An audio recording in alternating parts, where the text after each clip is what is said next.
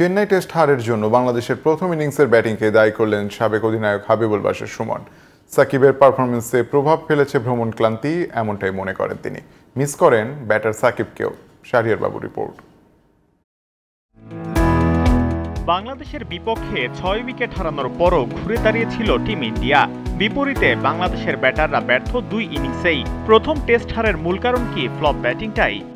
মূল কনসার্ন ছিল যে ব্যাটিংটা কেমন হয়, ব্যাটিংটা ভালো হলে ভালো হতো। সেকেন্ড টেস্ট ইনিংস আসলে 550 রান চেস করতে, উইকেট ভাঙতে, বেশি গেলাতে কিন্তু ফার্স্ট ইনিংসে ব্যাটিংটা আসলে আমাদের ঢুকে যায়। বাট আমার মনে হয় যদি আগে বোলিং করে আমরা 4 মিনিট আগে 380 রান খুব খারাপ করিনি বলে যায়। তার যখন আমরা ব্যাটিং এ ফেল করছি, 480 রান করলে তো 100 রানের লিড পাই। পাকিস্তান সিরিজের পর কাউন্টিতে সারের হয়ে প্রায় 63 ওভার বোলিং করা সাকিব চেন্নাই টেস্টে বোলিংয়ে এসেছেন অনেক পরে, করেননি বেশি ওভারও। সমস্যাটা ছিল কোথায়? মানে সাকিবের যে প্রবলেমটা হয়েছে ট্রাভেলিং।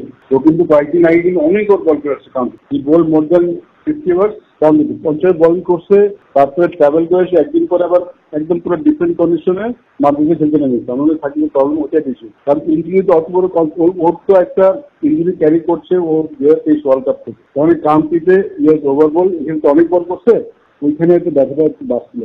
আর মাদ্রাসটি গরম, ইংল্যান্ড এক ধরনের যায়, এখানে এক ধরনের, ওই টাইমটা আসলে পায়নি। ব্যাটার সাকিব অস্বস্তিতে, ব্যাটে রান নেই, বারবার স্টেপ কামড়ে ব্যাটিং করতে দেখা গেছে তাকে। কি হলো ব্যাটসম্যান সাকিবের? এক একজন ব্যাটসম্যান এক একরকম প্রবলেম হলে এক একজন মানে এখানে বের আসার পদ্ধতি একরকম থাকে।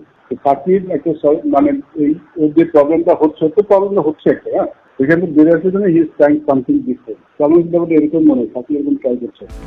শাহরিয়ার বাবু, জিটিভি নিউজ।